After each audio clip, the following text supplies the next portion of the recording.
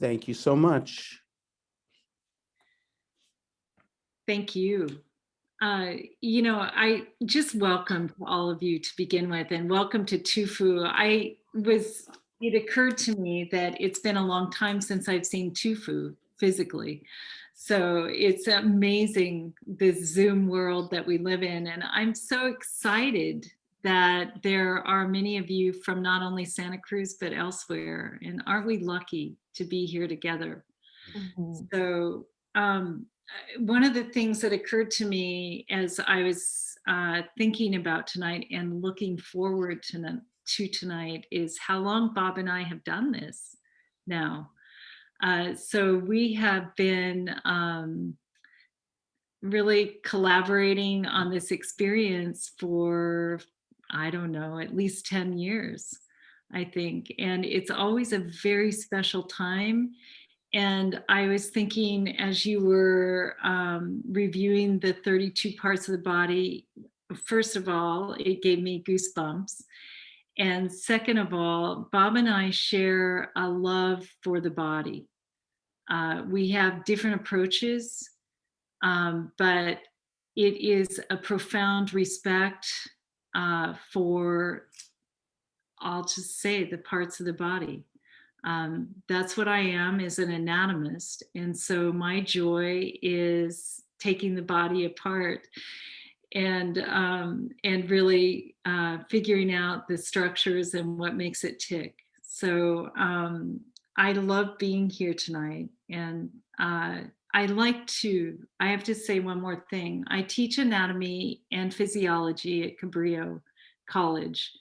And normally what we would do is you would come to the lab and we have cadavers there, and we do a little introduction to the cadavers, and then we basically just do kind of a free-for-all where we open the cadavers and Bob's class has the opportunity to touch and feel and see all those structures. I get all the buckets out with the brains and the hearts, and I am smiling so much because we have such a wonderful time. And Mhm. so I'm sorry that we don't have that opportunity tonight, but I'm grateful that we can do this and be guinea pigs together and explore in a different way. So it is very personal to me too. So there's the personal aspect and the impersonal, as you were talking about. I love teaching anatomy and physiology and sharing it with my students. In fact, one of my students is here tonight. We just had class together, Trevor. So we just got done with class at 6. So I'm delighted to be here. And Tufu, I was going to turn it over to you just Oh, and let you talk about your experience in the lab and how we've known each other and go yes. for it. Wow, it's been a long time. We've known each other since 2013. Is that right? Wow. Yes.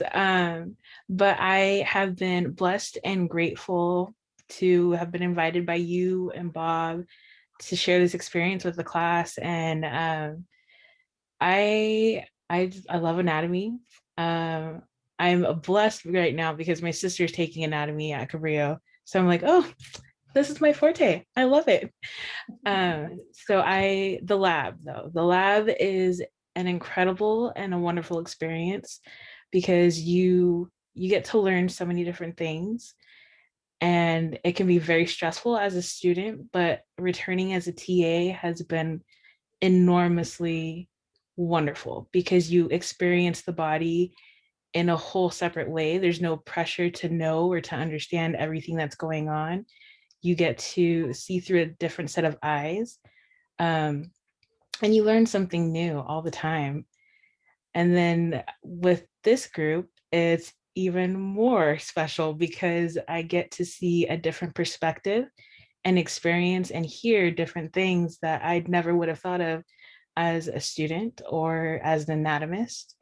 But yeah, it's great. Thank you for having me. Wow. Tufu is an exceptional person and began at Cabrillo, and now you're finishing up at UCSC and Yes. planning to pursue her path in medicine. Yeah. So we've been really lucky to work together. Bob, I did do my homework because I'm a good student. And I reviewed a little bit, a tiny little bit about the 32 parts of the body. And with your permission, what I'd like to do is just show a little slideshow Mhm. journey through the body, if that would be okay. That would be fabulous. And yes, I think I gave you the co-host. Are you okay with I doing it from there? am. I Great. am. So, boy, if there's one thing we've learned as teachers, it's how to do Zoom. So, this I prepared just for you guys for tonight. And I was thinking about it. I am such a professor, um, but this is not about me yammering at you. And so, what I really have always loved about our interactions is how much we interact. And please feel free to jump in and ask questions or tell me to stop or what have you. And Tufu, you, of course, I want you to jump in. And the other thing I just want to, warn you a little bit about is I do have pictures of cadavers here. And so if you're sensitive to that, just don't be surprised when some images come up of inner parts of the body. I was, as I say, thinking about this a lot and thinking about what I have learned from cadavers personally. I first started dissecting cadavers in college. I actually studied anthropology. I had nothing to do with anatomy and physiology. I was in international studies and anthropology, but I ended up changing and getting more into anatomy and physiology. And so I took a lot of anatomy classes and always loved it. And I always loved the history of it too. Humans have always been interested in, like you said, this tradition that you're involved in is thousands of years old. I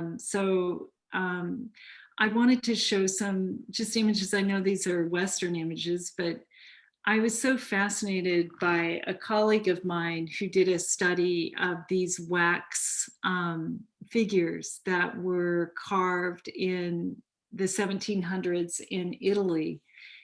They were made out of wax because you can imagine how challenging dissection of bodies was then. First of all, bodies weren't very available.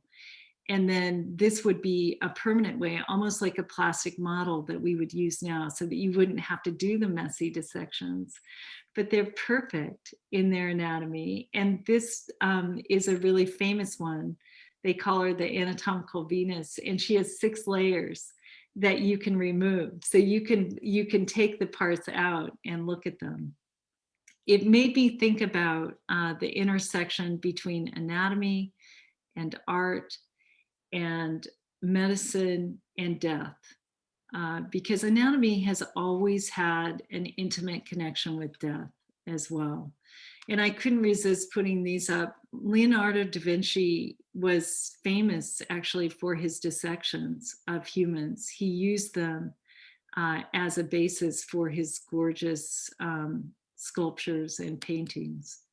This is more of our situation in a modern anatomy lab like the one that Tufa and I work at. This is not our particular lab, but it looks very familiar to me, as it will to Bob and those of you who have come to the lab before. Our cadavers are donors. In other words, they're people who choose to donate their bodies for use after they die. And our particular individuals, our peeps, our people, come from UCSF, from University of California at San Francisco. So people who die in this whole Bay Area who have chosen to do this go there, and then we get their bodies delivered to us. I actually visited their facility, and they take in the person, and then they call it curing for about 6 months. So they drain all the fluids and they put the body in a big plastic bag with preservative. And then once the person is preserved, they can bring it to institutions like ours so that people can learn. And you can see these students standing around with somebody telling them about the parts of the body, right? And that's what we do too. So I wanted to start with one of the 32 parts of the body, which is the skin.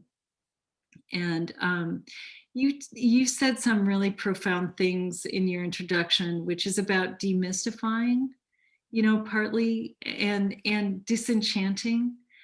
I would say that it's partly disenchantment and enchantment.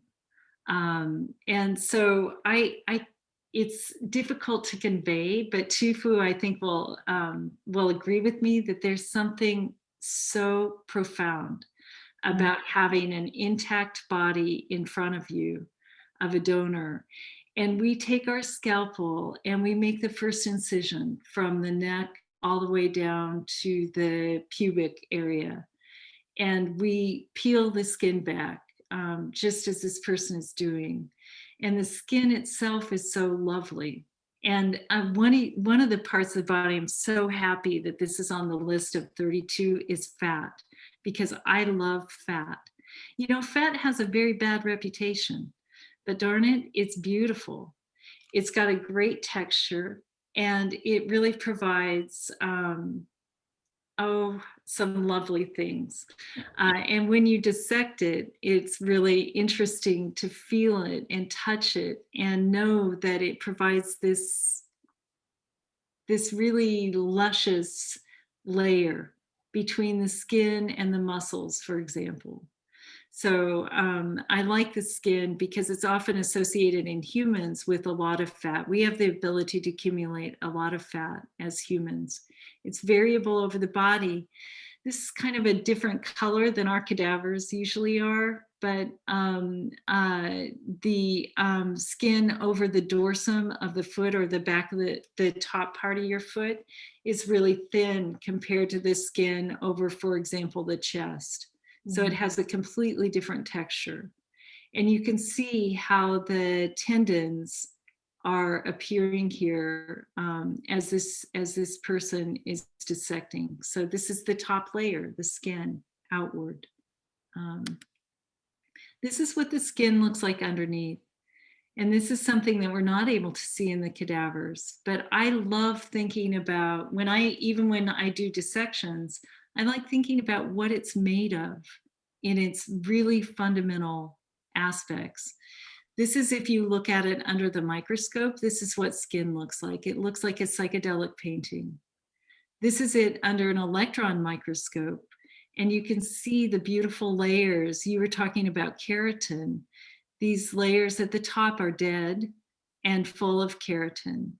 And I was also thinking about the fact that the body is always dying and replacing itself. So these skin cells from the bottom of this layer to the top live for about 30 days. So by the time they reach the top, they're dead. And then they get sloughed off, like Bob said, you shed 60,000 particles an hour, and it's constantly being renewed. So we're constantly both alive and dead. I love the flesh, sinews, and bones. So this is really about the anatomy of movement. And it has to do with some other aspects, I think, that are part of the meditation, which are motion and solidity. Motion and solidity. It's like poetry. Motion and solidity. Motion is fluid. Solidity is almost the opposite of that. And yet your bones and your muscles and the sinews that bind them together provide both motion and solidity, strength to support your body weight, for example, but also the opportunity for movement that is so important to us. So we were thinking about, I was anyway thinking about flesh, which is muscles. And you can see that I love this image of the flesh of the elephant, enabling it to move in a slightly different way than the human that's running from it. Sinews in our more modern or our Western, whatever, our medical tradition would be tendons and ligaments that bind the muscles to the bones and the bones to one another. So this is looking at the skeleton, the bones. This would be, again, when you meditate on these, like I almost think that we do, Tufu and I, in our own weird ways. When we think about these things, you can't help but think about your connection to other creatures. So this is a chimpanzee that has a very similar skeleton, very closely related to us. You were talking about DNA. Chimps are over 99% identical to us in terms of DNA. And then comparing that to our ancestors who were somewhat intermediate between the two. So sinews are connections, right? Making the connections. And I love their texture. I wish you can feel them a little bit. If you just look at the back of your hand and you raise it a little bit, these are the tendons. And if you could remove that skin and feel them underneath, they have a silky, beautiful, tough texture. They are tough, baby. And so they are like ropes that can withstand the force of pulling of the muscles. So there's a tremendous amount of force from the muscles up here that then pull on those and make your fingers move, for example. So this is what they look like under the microscope, this beautiful pattern of protein threads that provide that strength. And this is the electron microscope, which shows the protein collagen. So this is much more magnified than this. And this is a main ingredient, actually, of many of the connections of your body. So collagen is the most abundant protein in your body, and it forms this super tough structure. And collagen, despite how it's colored here, collagen is white. So usually if you see white color in the body, it's because of the collagen. You were talking about skin color. I'm a little bit light colored because I'm of European descent. But then shining through the white collagen is the pink of the blood vessels underneath. So the reason my skin is white is because of collagen. A darker skinned person would have more of the pigmented melanin that is interspersed within those layers of the skin. So I love what you said about skin and skin color. Muscles are amazing structures. That here are some cadaver muscles. These are anterior thigh muscles. They've cut off the front of the body and are just showing these beautiful strap-like muscles that enable you to straighten your knee, for example. Do the movements that we can. This is the back and the shoulder. And then this is the lovely forearm. And here you can see, again, these shiny tendons and that anchor the bellies of the muscles. And these tendons would be the ropes that would pull the hands and allow them to do all those things that we do as humans that make us so amazing.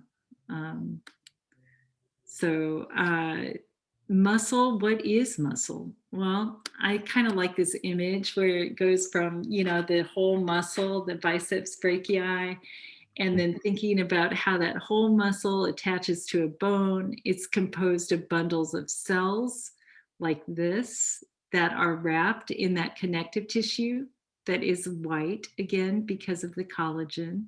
Each of these cells then consist of many, many, many proteins that are intertwined. And that explains why if you want to bulk up your muscles, if you want to get ripped, then you'd better eat some protein because it will be reassembled into your own proteins that make your muscle cells.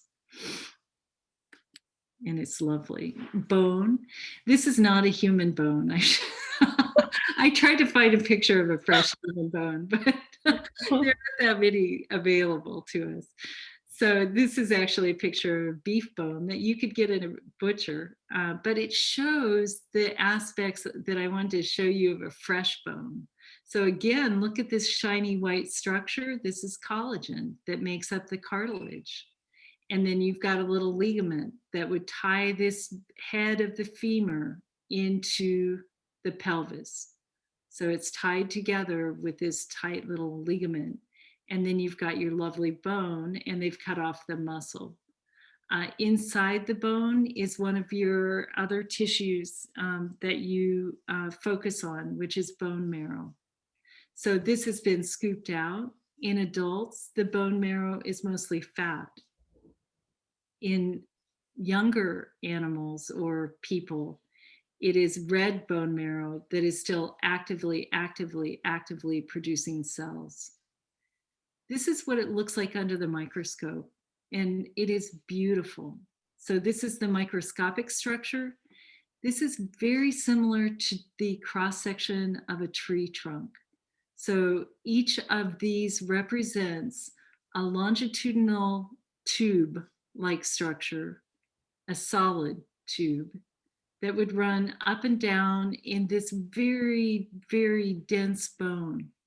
And those longitudinal tree trunk-like structures, when they're all grouped together, provide the strength to sustain your body weight, for example. So this structure is super important to your strength and movement. If we dive in a little bit deeper, we can start to look at some of the internal organs. So this is the chest, of course, the thorax. Here is your diaphragm, a sheet of muscle that separates the thorax from the abdomen. These are the lungs. This is the heart. These are the main blood vessels. This has been cut. So the lungs are cut in half so you're looking deep into the lung tissue, and the heart is barely a shadow. These vessels have been cut. You can see the aortic arch. This has been dyed to highlight one of the vessels. Someone has labeled this one, as you can see. And then this is the plastic model, which doesn't quite capture the whole situation. The heart is, of course, one of the most important organs. I guess they're all so important, but this is a beautiful human heart that we would see in the cadavers that we get. So this is what we would cut out of a cadaver, just as they did here. And you can see these prominent coronary arteries that sometimes give us so much trouble and so much grief when they become blocked and fail. The heart only has two hoses that supply it with blood, the right coronary artery and the left coronary artery. And if those are blocked, then your greedy heart, because your heart is very greedy, it beats 24/7 without fail. Mm-hmm. And if it's deprived of these blood supplies, then it fails and you have a heart attack. This is inside the heart, and I love this image of the valve. It's white, it has collagen.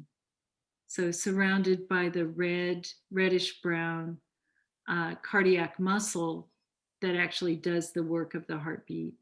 And then this again is looking at that deep level where you're looking at an individual cell that has been dyed and with bioluminescent protein, actually, so that you can see the structure of it in great detail.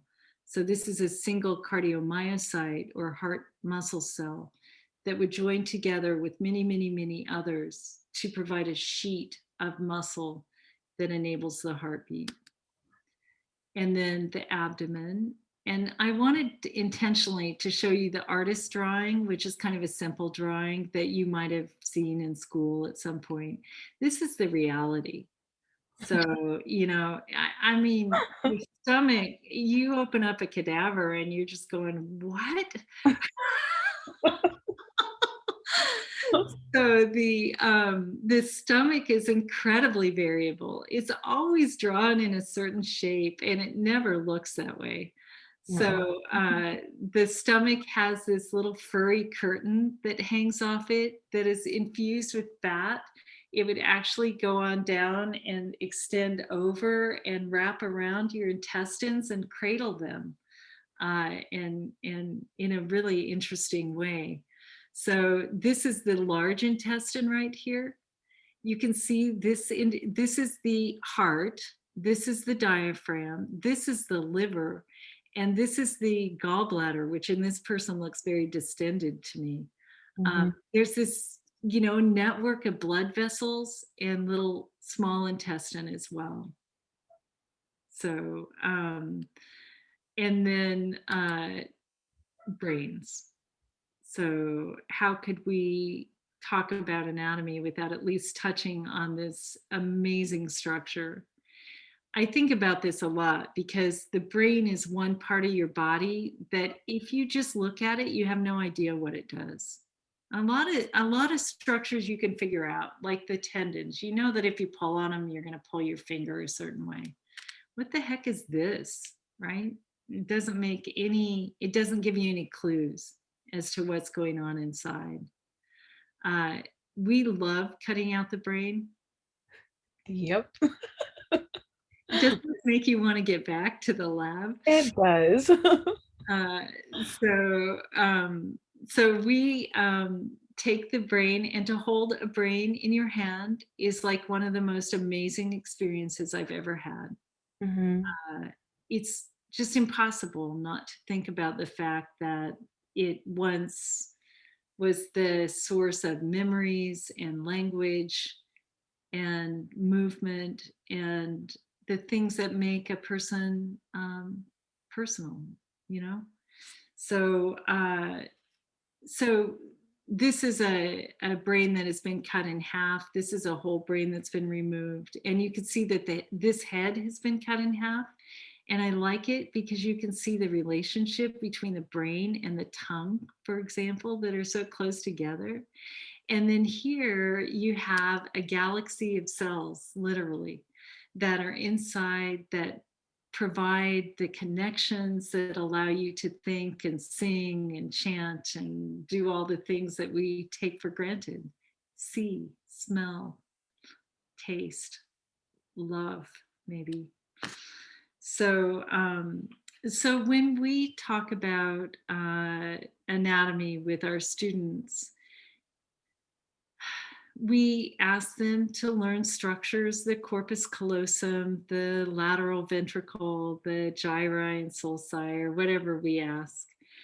But there's a subtext, which is the contemplation of how people live and how they die and how their lives are written in their flesh. And for us as well, I mean, I have to admit to you that I never wanted to be a health professional. I'll leave that to the professionals. All I do is teach. So, but I love it that my students who are going to be health professionals have our cadavers sometimes as their first patients, and they learn a lot of compassion and empathy from the experience of spending time with them. So our students learn far more from cadavers than the location and names of structures. So, so many healthcare professionals have spent a life with cadavers, and I think that I always love seeing Bob and all of you because it reminds me of how connected we are in our pursuit of understanding of what this life is about. And there are many ways to do that: through poetry, through music, through meditation, and through anatomy. Um, and so we're grateful that we have this opportunity to spend time with you. And I really didn't mean to go on and on. So I'm going to stop sharing, and you can ask any questions that you like. And of course, if you want to see any of those images again, I'd be happy to show you. Just thank you so much. This is just your love and wonder and curiosity of anatomy just shines through. And yeah, and so we'll just kind of open it up. I see Evie has her hand up, and just go from there. But just deep thanks. This is just really. I felt like I'm in the lab with you. Thank you. Evie, did you have a question? I didn't. I was trying to do my clap reaction, and instead I did my raise hand reaction. But thank you very much. Well, I love both. I love the raised hand for questions and the clapping. Thank you. Tufu, I didn't let you get a word in edgewise. That is okay. But I did want to say thank you because the last part where you were talking about gratitude, the cadaver appreciation that we normally hold at the end of the semester for students to thank the donors for their donation to the lab is another way that we like to thank people for contributing to our education. And it's a very special thing because as students, again, we're not always thinking about how these folks lived or what they did, but then at the end of the semester it's like, oh wow, these are real people.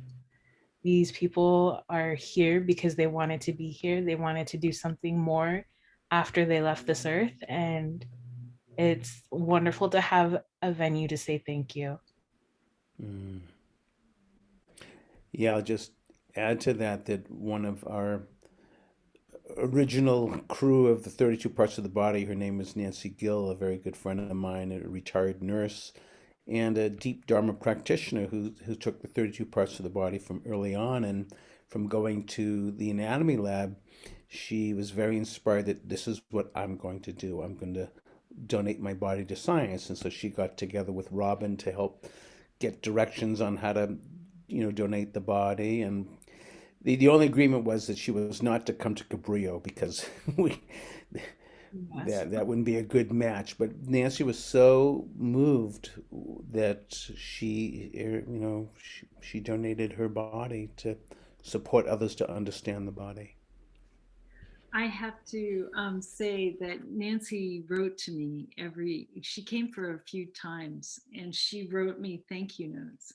And I still have all those thank you notes that she wrote to me because it was such a special, a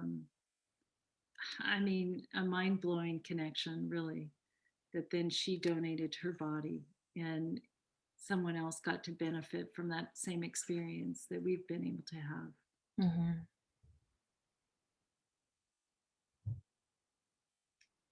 Now your hand is raised, Evie. Of course, because I always have questions, it turns out.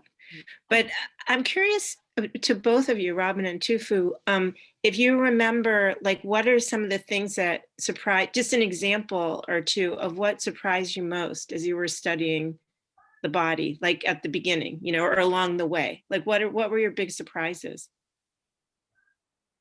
For me personally, everything was a surprise.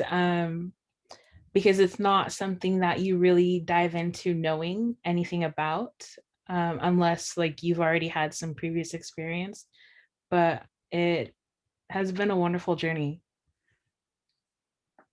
I think for me, there are two, and you're right, but there are two things that sort of stand out from the first experiences that I had, which was I was surprised at how emotionally affected I was. Because you go into these classes, and traditionally, professors did not talk about the emotional aspect of working with cadavers. It was just about an object that you were there to, again, memorize the names of the structures and be able to apply that knowledge later on. But really, you can't escape the profound human connection. And what surprised me is how moving people's hands are. So one of the most personal parts of the body is the hand. And so a lot of the parts look sort of alike, the liver, the guts. They're always fun, but they're not as individually personal. And the hand is really personal. The other thing that surprised me and that I've gotten a big kick out of over the years is how much fun it is. So it's really, and I don't mean that in a belittling way. I mean it just in a joyful, experiential, uplifting, weird way. And I think our students, when we participate in these experiences together, it is like this interesting club that we have. High five, baby. Anatomy pal. It's everybody that you're up to guts with your that you're up to your elbows and guts with. So it forms a bond that is really fun and interesting and powerful, I think. So that was surprising to me. And I just remember sometimes you would share when you were doing something, you would find something like a cause of death, but then you saw that, oh, there was another issue happening here that was also, you would be surprised. I remember you sharing something like that. Oh, it's a treasure hunt. I mean, you find that somebody's there with a knee replacement or a bulging aorta or something that they may not have even known of. Their bodies more intimately than anybody in their lives. You feel their ovaries. I mean, and it is sometimes quite surprising to see the variation in blood vessels, for example. Sometimes people have different patterns than usual, weird stomachs, weird livers. Spleens, that's another how variable the spleen is. Some people have enormous spleens and some people have little tiny spleens. Different muscle configurations. Even one cadaver we had an extra chest muscle on. So yeah. It's interesting endlessly. I think there were a couple of other people who had questions. Yeah, there's Marilyn and Kevin. They have their hands up. Great. Marilyn, you want to go first? Okay, well, I just want to thank you. I have had the honor and pleasure of being in the lab maybe 3 or 4 times and have gotten to hold, organs in my hands. And to this day, I mean, they're some of the most profoundest experience of my life to hold a heart or a brain in my hand. But I just really wanted to thank you for this presentation because it feels like I got to be holding the body in a whole other way. And it was really wonderful the way you presented this. And, it does feel like we get to be inside the body, both personally and impersonally, and the facts and the mystery, and they were all there. So thank you. Thank you. I have to admit I was a little nervous about tonight, wondering how it would seem online, but I'm so grateful. So thank you. Kevin? Yeah, hi everyone. Hi Robin, hi Tufu. So good to see you both. I just wanted to thank you for doing this tonight. You make a such a good team. It's really amazing to see you both together. And Tufu, I just know whatever career path you end up on, you're going to be successful. And I hope wherever that leads you, I hope that you come back and continue to do this. because you in the so much. lab, especially, I too have been there several times, and you have always answered all of my questions, and you're easy, approachable, knowledgeable, and you and Robin really just team up really well together. So I'm really hoping that next year we can be back in person again. And I just encourage anyone who hasn't done this before to do it, because it, speaking personally, it's a lot different being there in person versus studying about it and reading about it. It's it's the same thing about, you can read all day about how to ride a bike, but until you hop on a bike, that knowledge is just going to be, it's different than Yes. than actually being there and doing it. And it's really it's made a difference in my life. So Thank you so much, Kevin, for sharing. just And wanted to thank you both. Yeah. Aw. Well, I hope I do get to come back next year. Well, yeah, I hope so too. I think, Tammy, were you next? Yep. Tammy. I'm not sure if I was next, but Well, you are now. thank you, Robin, and ditto to everything that everyone has said in appreciation and gratitude.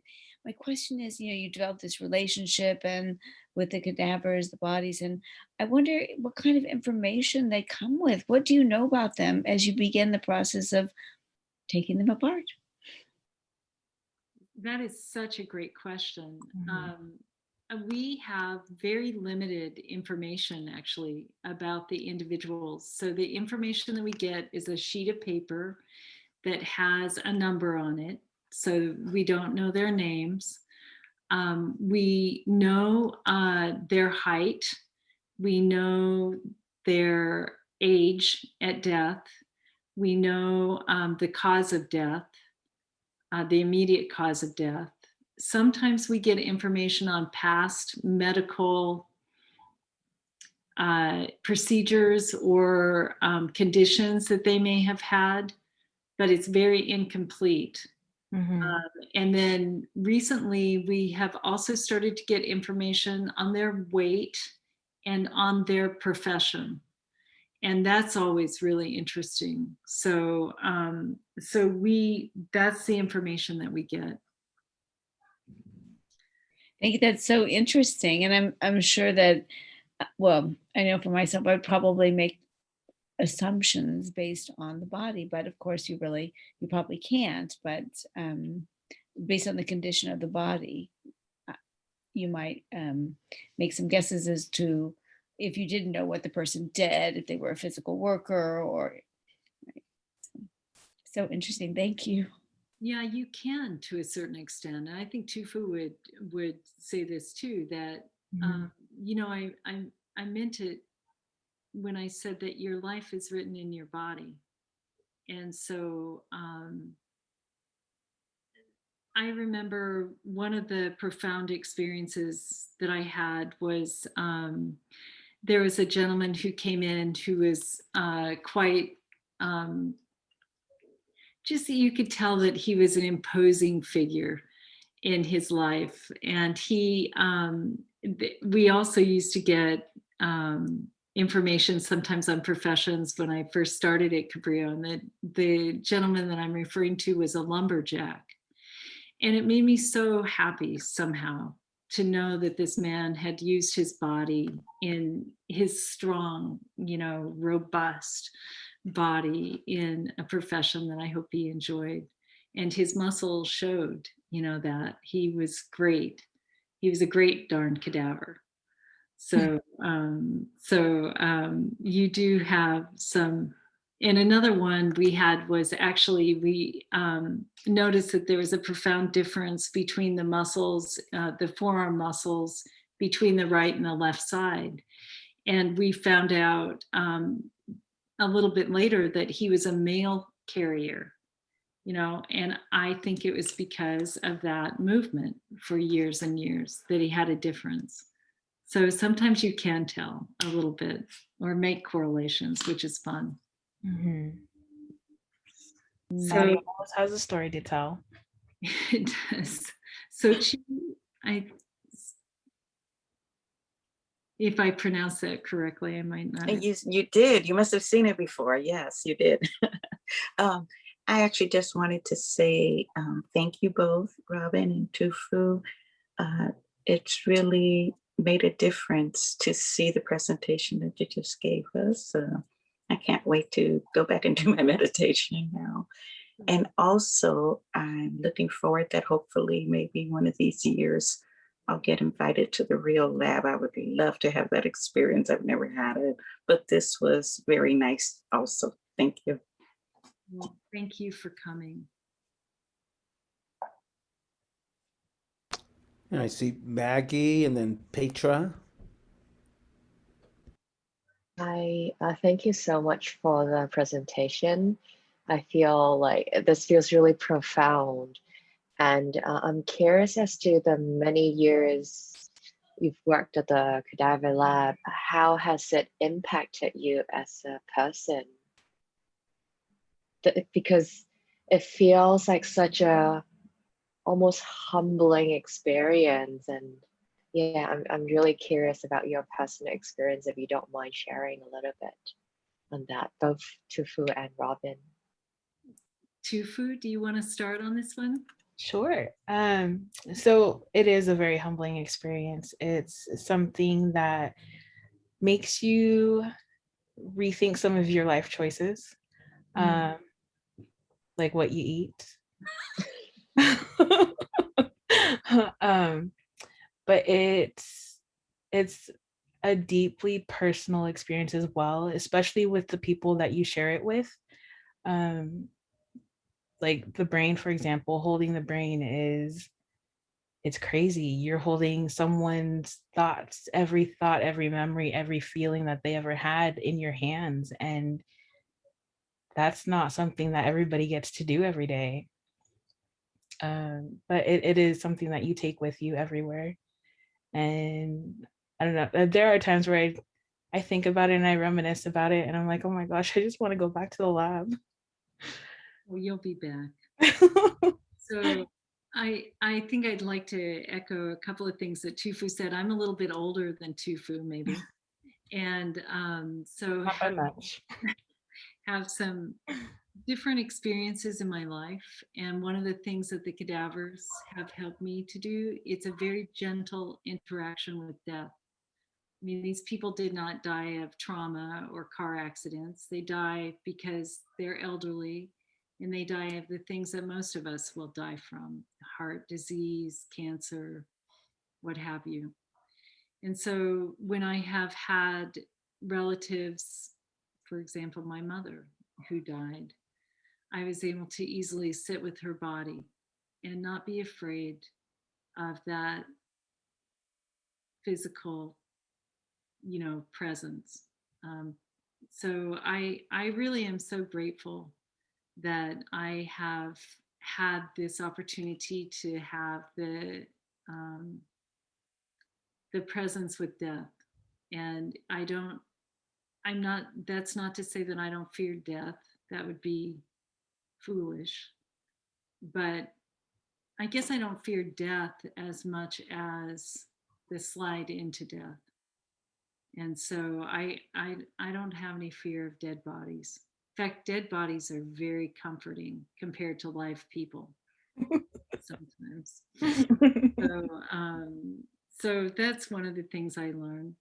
The other thing, Bob, you were talking about when you go to get your hair cut or what have you, and you think about, what is this, that we're doing here? It's just this thing that is here. And sometimes I just think about my muscles and how grateful I am. I can move and run and eat and enjoy, those physical sensations that the body provides. I appreciate my body. And it's not a perfect body in, whatever objective sense, but it's a darn good body. And it's provided me with 2 kids and a lot of joy. And So I think about that. Thank you.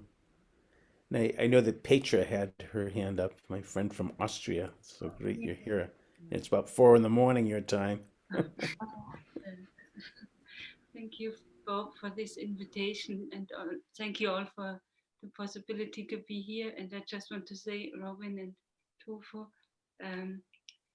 I was excited, but I will experience here, and also I had some fear if the pictures or something like that will evoke something myself. And I just want to say the way you did it and you offered it really made it easy for me to stay with this all, and also this love and appreciation for the body. And I remembered during my psychology studies, we had the possibility to touch a brain, and but today it was for me incredible how you talked about the body, and I want to know more. And just a question to you both. Maybe you want to say something about this. What took you to this path to be in this area of anatomy and pathology? If you want to say something about that. Thank you. Sure. So I started out working as a receptionist in a general surgeon's office. And I was hearing all this vocabulary that I didn't really understand. And everybody was like, oh yeah, you know, we're just gonna move the colon and we're gonna anastomose it. And I'm like, what does this even mean? And so I decided that I wanted to go back to school. I wanted to learn more about what I was actually booking appointments for. And I took human anatomy, and I fell in love, and I was like, oh my gosh, I don't want to just be booking appointments. I want to be in there. I want to see what all these things are that they're talking about. And fortunately it brought me to Robin. So yeah, so but I love the human body. I want to learn more about it every day. I'm grateful that in the profession that I'm in right now, I do get to see and learn different things still. But yeah, one day I'm gonna get in there and I'm gonna do it. Anatomy changes your life. Anatomy has changed the life of a lot of our students, but mine too. So I didn't ever think I was accepted into law school. I was going to be a lawyer. I had studied in France for a year, in South Africa for a year. I was interested in politics and history of South Africa. And I went on a trip in Africa and had a chance to hike up to see the mountain gorillas. And I remember distinctly that I looked in the eyes of a silverback male, and I said, I don't want to be a lawyer. I really want to do something different. I fell in love with biology, and I decided I like people, I like biology, and I did my PhD in biological anthropology. And it just so happens that one of your expertise areas in anthropology and physical anthropology is anatomy. And there is a huge demand for anatomy instructors because of the demand for training allied health professionals. And so I just, and you can't tell anyone this, you're recording this, but you still can't tell. When I applied for the job at Cabrillo, I think they just were bamboozled, and they hired me as a biologist. And I was able to teach anatomy and physiology and just absolutely love it. So whether I deceived them or not, I don't know. But it worked out for me. So it's awesome. Thank you both. And I see that Oliver has his hand up. Yeah, hello everyone. Quite a revelation, obviously. Really appreciate the efforts of both of you in facilitating this introduction. So, in the course of this meditation study, it became how very apparent and how superficial my approach to my body has been. Like for most people, we think about our breathing and we can feel a heartbeat, but we take for granted all the other mechanical things that are going on inside.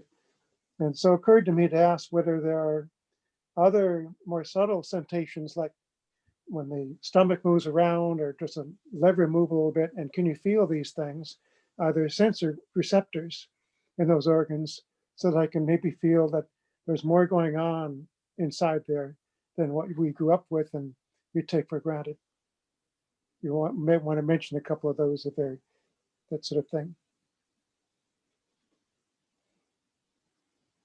Well, I'll take a stab at this. I'm in complete denial of many of the aspects of my own body.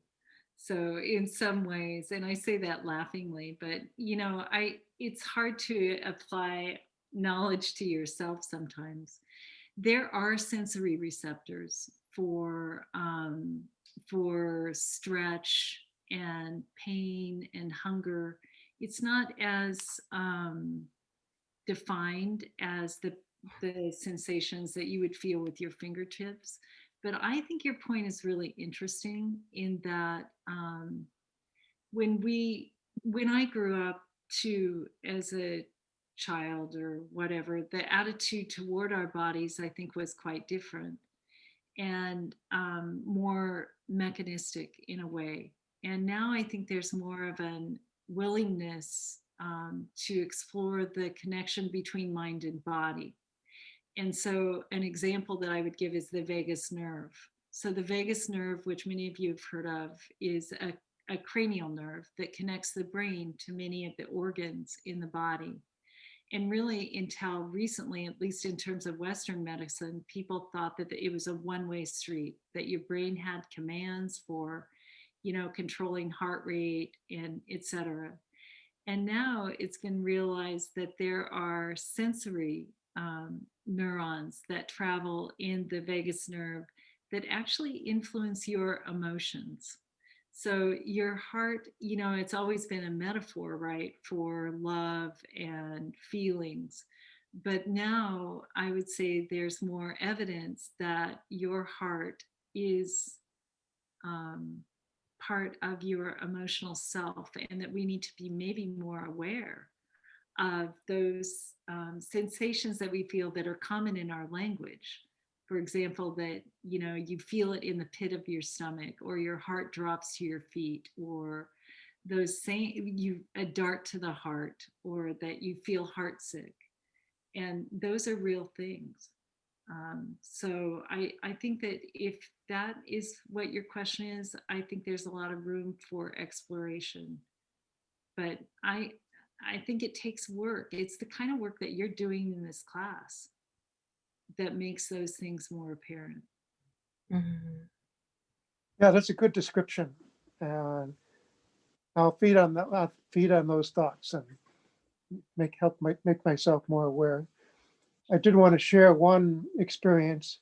Um, so I do a lot of hiking, and I'm pretty fit for my age. But I did get struck with walking pneumonia about 4 years, and I knew something was wrong, and I sort of denied it. And after 2 weeks, I decided I got to do something. So anyway, I'm visiting the doctor, and then I got the chest X-ray, and the X-ray technician said, "Hey, you must be a runner." And I said, "Wow, that's my lungs are that impressive. That made my day." So that memory is stuck with me, and so that's the connection I have with my lungs that will stick with me. Well, that's a wonderful thing. Mhm. Your good behavior is written in your lungs.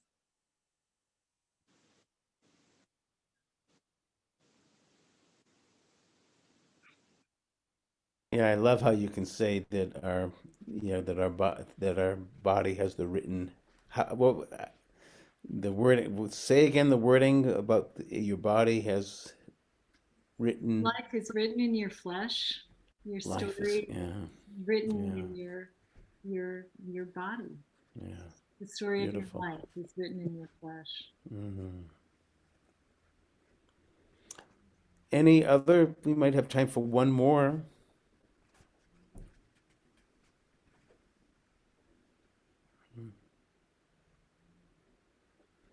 I don't have a question, but I have a comment. This is Kara, and Robin, I've come to the Anatomy Lab in Tufu for the last few years, and I just wanted to say just deep bows. Thank you for your wisdom, and I really appreciate this online version because the slides that you showed, just looking at the bones, I mean, yes, like a tree, but also like a shell, and just the beauty, and also just bringing the heart.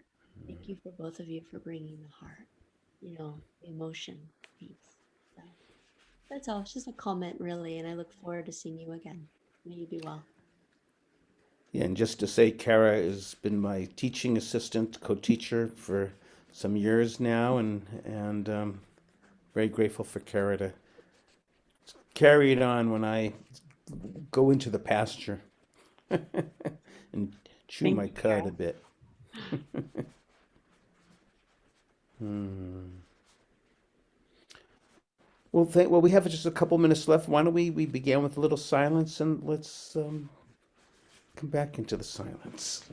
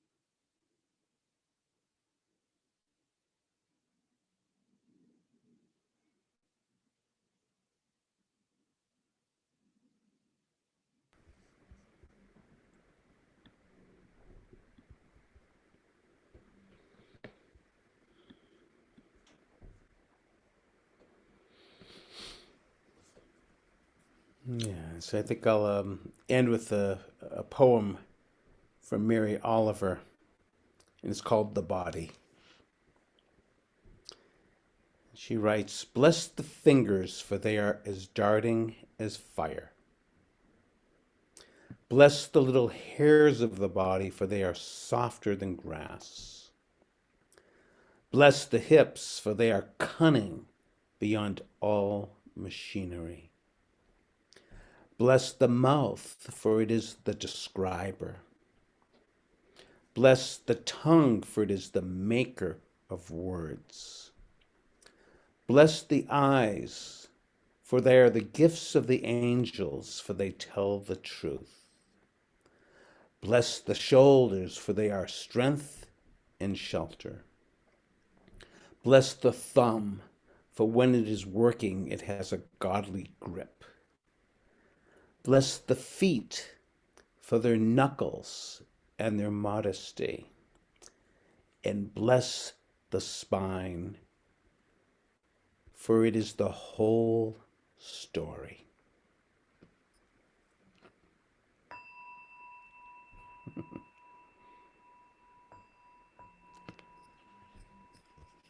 Thank you. And actually, I'll share that in the chat. I think that I have the ability to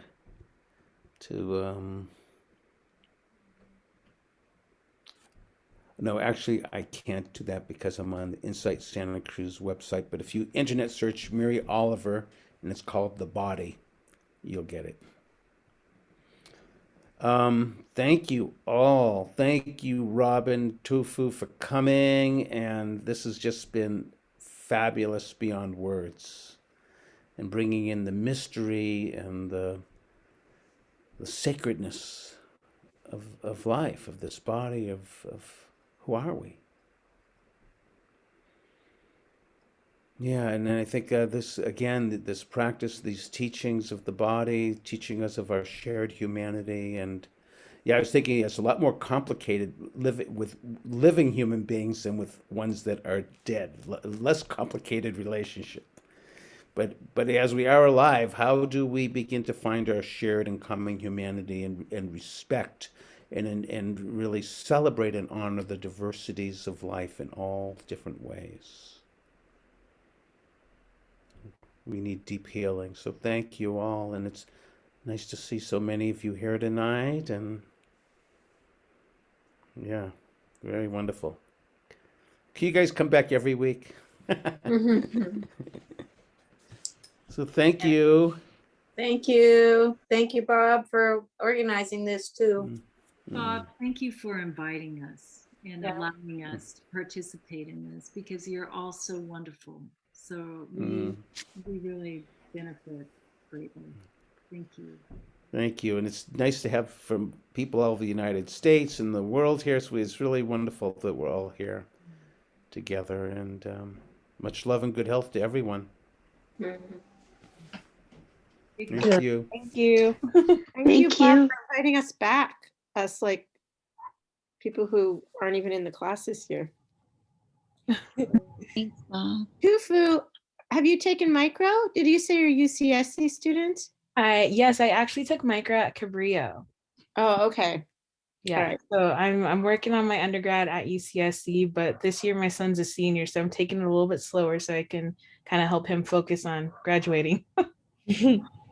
Okay. Awesome. If it's ever relevant, I am very closely associated with various people in like micro and MCDB at Berkeley. I at UCSC. I don't know if if you have any of those classes to take or anything, but I don't. But if I ever do, I'll reach out to you. Bob knows how to reach me, so sounds good. This was wonderful. Thank you both so much. Thank you. Thank you. Tufu, love you. Love you too. All right. Care all the rest of you. Bye. Thank you. Bye. Wow. Bye. Hey, that was awesome. It was. I mean, even online. So, yeah. Wow. It was different, but it was good.